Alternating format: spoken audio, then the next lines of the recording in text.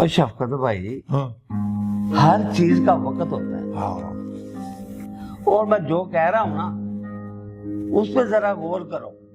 ہوئے جی لیا وہ میرے چلیا یارا، تو بالکل ٹھیک کہہ رہا ہے۔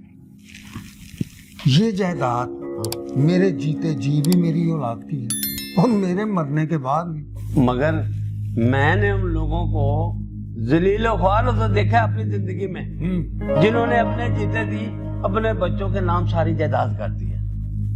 جس طرح کی میری اولاد فرما بردار ہے، میری تو دعا ہے اللہ پاک کے آگے کہ کل جہان کے ماں باپ کی اولاد اسی طرح کی ہو۔ آمین۔ وہ جان چھڑکتی ہے میری اولاد مجھ پر۔ اچھا بھائی، تمہاری مرضی ہے، جو تمہیں بہتر لگتا ہے نا وہ کرو۔ ہو سکتا ہے میرا یہ اندازہ غلط ہو، بلکہ غلط ہی ہو۔ ٹھیک ہے جی بھائی، مرضی تمہاری اپنی، میں چلتا ہوں۔ وہ یار ناراض کیوں ہو رہا ہے؟ چاہے خدا حافظ۔ وہ چاہے اور بھائی ٹھیک ہے، میں چلتا ہوں۔ ایک تو میرا یار ناراض بڑی چلتی ہو جاتا ہے، سمجھ سے باہر ہے یار۔ ابا جان چائے؟ یار بیٹا، او بیٹا، جوانی ہوتی ہے، بڑھاپا ہی ہوتا ہے۔ ابا جان میرا جی چاہتا ہے کہ آپ کچھ دن میرے سسرال آ کر میرے گھر رہیں اور میں آپ کی جی بھر کر خدمت کروں۔ ابا جان مجھے پتا ہے امی جان کے جانے کے بعد آپ خود کو بہت تنہا محسوس کرتے ہیں۔ ارے نہیں بیٹا، میں اپنے آپ کو تنہا کیوں سمجھوں گا؟ یہ میرے ارد گرد بہاریں لگی ہوئی ہیں، سب پیار کرتے ہیں مجھ سے۔ ویسے بھی بیٹا بیٹی کے گھر رہنا اچھا نہیں لگتا۔ ابا جان آپ کی دعا سے نہ ہی میرے شوہر ایسے ہیں اور نہ ہی میرے سسرال والے، وہ آپ کے رہنے پر کوئی اعتراض نہیں کریں گے۔ اچھا اپی، ہماری خدمت میں یہاں پہ آپ کو کوئی کمی نظر آ رہی ہے؟ بھائی میں نے یہ کب کہا؟ ابا جان بھائی کیا کہہ رہے ہیں؟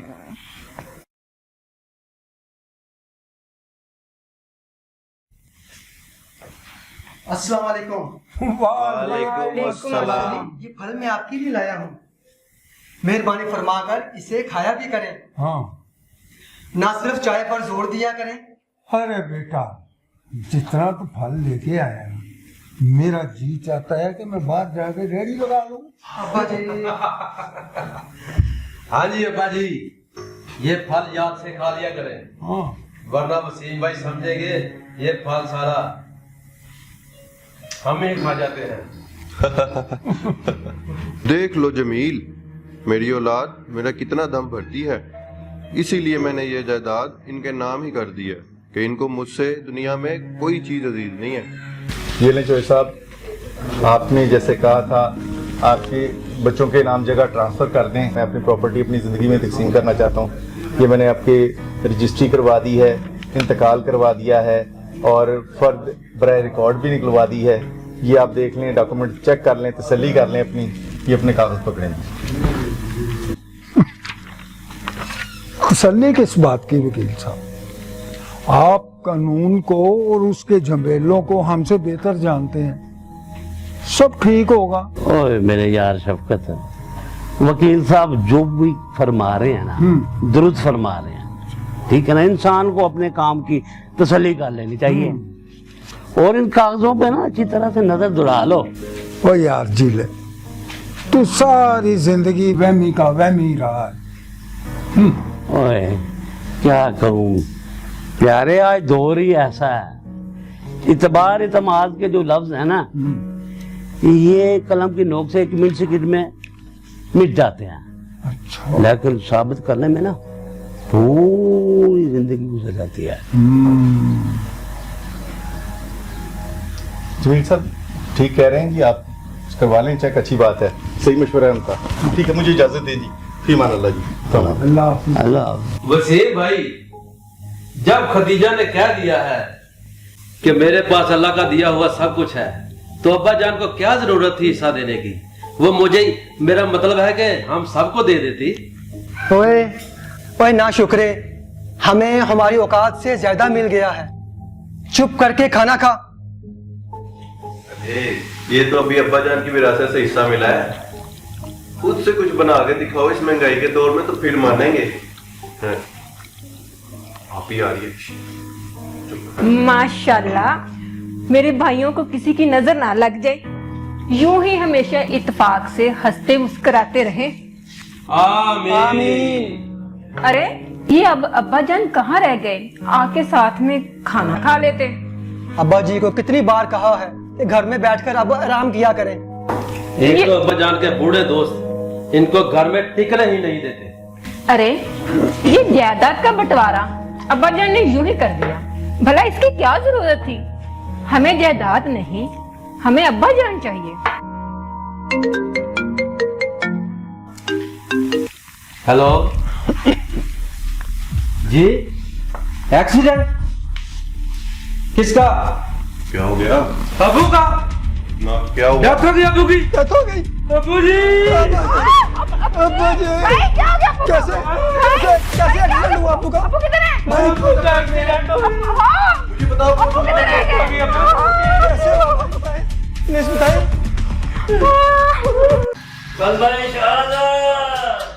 आप ये जनाजा अभी नहीं ले सकते। क्यों भाई, हम ये जनाजा क्यों नहीं उठा सकते? देखो मोहतरम, मेरा नाम जब्बार सदीकी है। मैं मरने वाले चौधरी शफकत का बिजनेस पार्टनर हूं। चेहरा देखना है, देख लो। तेरा तो देखना ही है, लेकिन इसके साथ साथ मेरा कुछ कर्ज इसके बाद बाकी गुजर रहा है, जो आजकल में इसने देना था। मुझे वो कर्ज अदा कर दें, इसके वारिस मेरे सामने लाए और जनाजा ले लें। कोई बात नहीं, इसको दफनाने के बाद बैठ के इस मसले को हल कर लेते। तो ठीक है,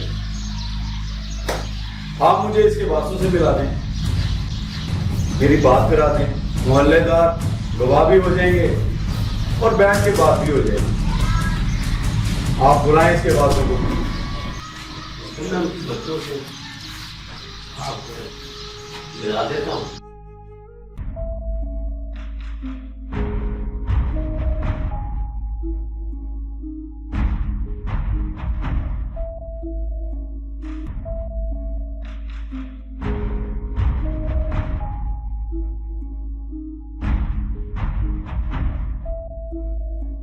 ठीक है, सबर बड़ी टाइम सबर कर, मैं सबर कर। देखो चाचा, ना कभी मेरे वालिद साहब ने मुझे इस बारे में बताया और ना ही कभी हमने इस आदमी को पहले कभी देखा है। तो हमें कैसे पता है कि ये बंदा सच बोल रहा है या झूठ बोल रहा है? बेटा, उसकी बातें सीधा रात में रह जाती है और मरने वाले के बाद यहाँ होती है। नहीं नहीं चाचा, मुझे तो ये बंदा फ्रॉड लगता है।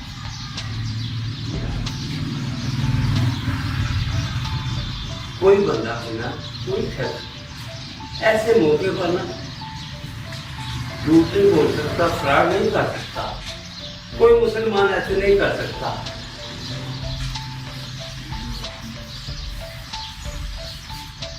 बाजी, बाहर कोई शख्स आया और वो ना आपके अब्बू के जनाजे को रोक के बैठा, कह रहा अगर आप 50 लाख रुपए दोगी तो फिर मैं जाने दूंगा। तो आपके वो भाई भी आपके कोई उनको पल्ला नहीं पकड़ा रहे। भाइयों का खून इस कदर सफेद हो जाएगा, कभी सोचा नहीं था। जायदाद की खातिर अपने बाप को नहीं पहचान रहे। मैं बनूंगी असली वारिस, मैं करूंगी कर्ज अदा। जिस तरह की मेरी औलाद फरमा बरदार है, मेरी तो दुआ है अल्लाह पाक के आगे कि कुल जहान के माँ बाप की औलाद इसी तरह की हो। आमीन। वो जान छिड़कती है मेरी औलाद मुझ पर। क्यों जनाब, कोई वारिस नहीं है इसका? और क्यों भाई, क्यों जनाजा क्यों रोक रखा है? अरे आखिर मैं भी महल्ले का काउंसलर हूँ, मुझे छम्मे छुड़े ने बताया। क्यों छम्मे? अरे नहीं, जनाजा है। ये बिल्ला जी, लो जी, पिल्ला आ गया है, अब हमारा फैसला हो जाएगा। कौन है जनाजा रोकने वाला? میں نے روکا یہ جنازہ. کیوں؟ وجہ کیا وجہ ہے؟ قرض لینا ہے میں نے. اچھا جی، کتنا قرض؟ 50 لاکھ روپے. 50 لاکھ؟ اور صاحب جی دیکھو، جب بندہ مر گیا تو آپ سمجھ لو آپ کا قرضہ بھی مر گیا. اب یہ اٹھ کر دے سکتا ہے کیا آپ کا قرض؟ ٹھیک ہے، وارث کا کہتا ہوں تو کوئی بھی سامنے نہیں آتا. ان سب کی جگہ تم وارث بن جائے. اور جناب جب اس کے اپنے نہیں بنے تو دوسرا کیسے بنے گا؟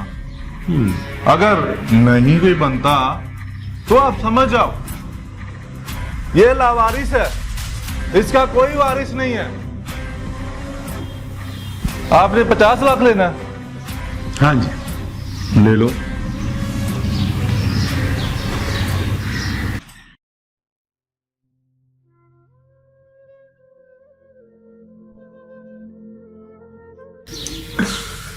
یہ نعیم بھائی کدھر گئے؟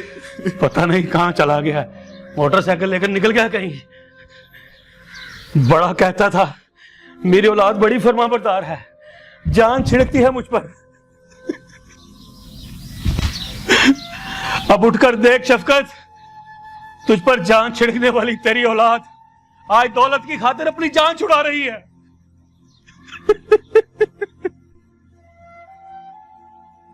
تیری ہی دی ہوئی دولت پر آج سانپ بن کر بیٹھ کے یہ سب.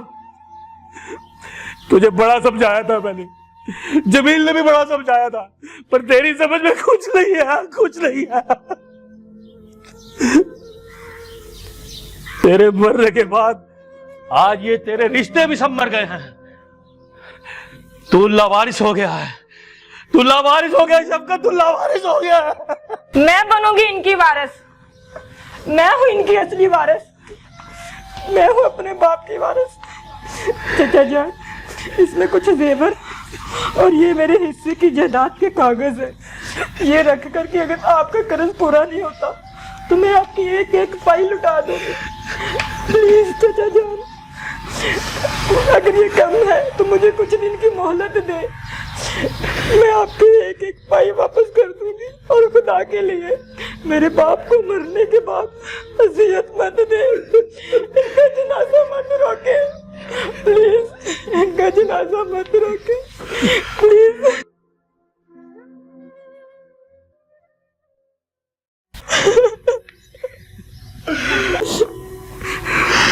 مجھے معاف کرنا بیٹی، میری بات سمجھنا. انسان کی فطرت کو دیکھتے ہوئے مجھے اصل وارث کی تلاش کرنی تھی، اس لیے میں نے قرض خواہ بن کر قرض مانگا تھا. پیسے اور جائیداد کی لوری نے زمین سلا دیے اور وارث لاوارث ہو گئے. اصل چہرے سامنے آ گئے بیٹی، اصل چہرے سامنے آ گئے. حقیقت یہ ہے کہ میں نے چودھری شفقت سے 50 لاکھ لینے نہیں تھے، میں نے 50 لاکھ دینے تھے.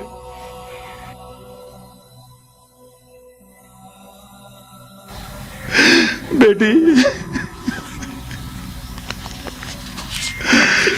یہ 50 لاکھ کا چیک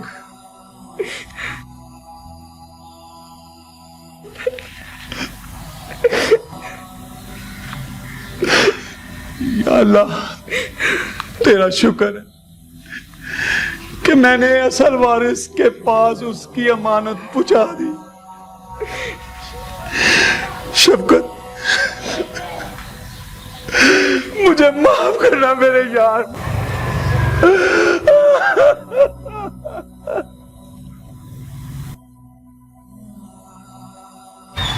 شکر ہے میرے مولا، میری وجہ سے ان کا مسئلہ حل ہو گیا، ان کو ان کا اصلی وارث مل گیا، میرا مطلب مل گئی. چلو لڑکو، بہت دیر ہو گئی ہے، جنازہ اٹھاؤ.